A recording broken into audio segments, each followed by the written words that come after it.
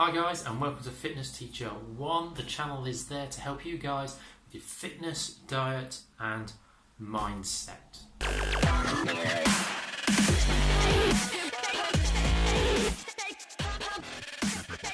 What is a positive mindset?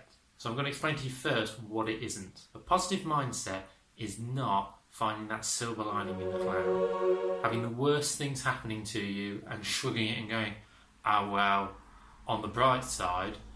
This isn't what a positive mindset is, and it's something that the media especially has been trying to hammer into people. A positive mindset is not denial. A positive mindset is accepting what's going on, allowing your mind to react to it the way it naturally should. So in this video, I'm going to show you 4 techniques that I use myself to keep in a positive frame of mind. Okay, technique number 1, acknowledge that you're having an emotion. Okay, lots of people out there, when they have a negative emotion, they try to deny it, they bury it deep down. This is the worst thing that you can possibly do. The more you try to ignore a negative emotion, the stronger and more powerful that emotion will become, till eventually it bursts out. And often it will burst out in really inappropriate ways. You'll snap at a loved one, for example. You'll yell at a stranger in the street. Nothing that these people have done as individuals has caused this emotional reaction. It has been a gradual build-up because you've denied yourself to feel that emotion. Most fears that we have stem from 2 sides of what I call the emotion wheel. You've got positive emotions and negative emotions. Now, we're quite happy dealing with everything on the positive side of the emotion wheel. However, there are things on the negative side that we try to deny, try to ignore. There are grey areas, there are transition emotions.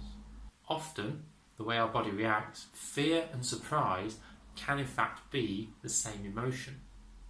A good example of this would be looking at people who do things like bungee jump or skydive, or go on roller coasters. These are people who enjoy the sense of fear. They view the fear, the adrenaline, the surprise, the excitement as a positive emotion. Acknowledge that you're having an emotional reaction to a situation. It doesn't necessarily mean that it's a negative or positive emotion, but being able to label that emotion automatically gives you some strength. There is a huge difference between feeling nervous and anxious. However, these emotions can result in the same reaction. You talk very little to the person. You talk too much and don't really listen to them. They ask you questions and you don't respond with the question back. The English language has over 60 different words for emotions, and a study found that we use on average 12 words to describe our emotions.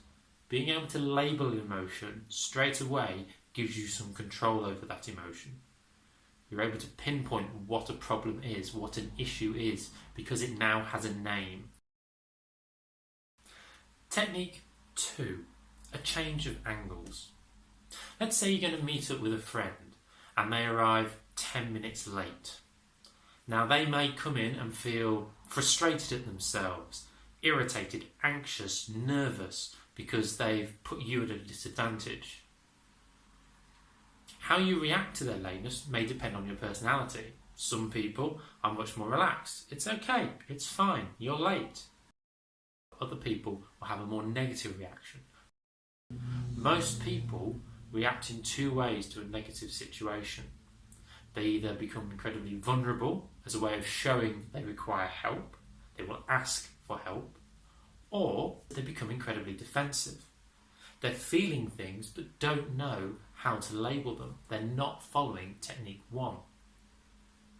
When dealing with people who don't know about technique 1, labeling their emotions, this is where technique 2 is so important. Physically moving yourself into a different seat and imitating the role of the person or thing that has irritated you puts you into a different mindset.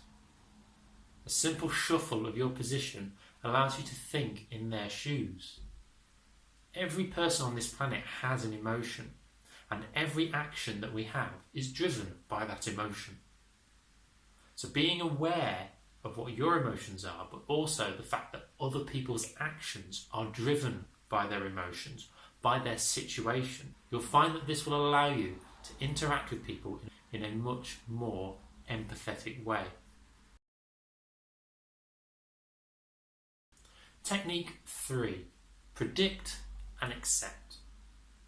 As we go through life, we are going to have to run into massive waves of negative emotions. This can be a wide spectrum, from missing a train and becoming late for work to losing a loved one. Both of these situations will result in negative emotions. Accepting that you're going to have those emotions is important. Predicting those emotions is also important. I'm someone who gets very anxious in large social groups, so nights out in the city are really difficult for me. I find large groups of people around me, even if they are friends, I can find that socially very difficult. Dealing with people with lots of different ideas, bouncing between different personalities can be tricky. When I'm about to go out on a night, I predict that this is going to be my reaction. And so I allow myself a moment to think, what might happen? Am I going to embarrass myself in some way? Possibly. Am I going to say something that may offend someone? Possibly. Or am I going to be quiet the entire night? For those of you that know me, and you've seen me on nights out where I'm very, very quiet, this is where I have not followed this technique, where I have not predicted and prepared. If you think ahead about what emotions you will experience in the events ahead, you will find you will be far more capable of coping with them. Technique number 4, time. People say it can take 21 days minimum for a new habit to form. Now this is true whether it be a physical habit, such as putting your keys by the door, or an emotional habit, such as taking the time to reflect at the end of the day. Taking your time, consciously practicing steps 1, 2 and 3 will result in you having much more control of your life. I hope this video has been really helpful for you in starting off your positive mindset. If you'd like to see more of my videos, please make sure that you click the subscribe button in the top corner now, and also perhaps you might want to have a look at some of my other videos on fitness and diet. Thanks very much for watching, and I hope to see you again soon. Bye.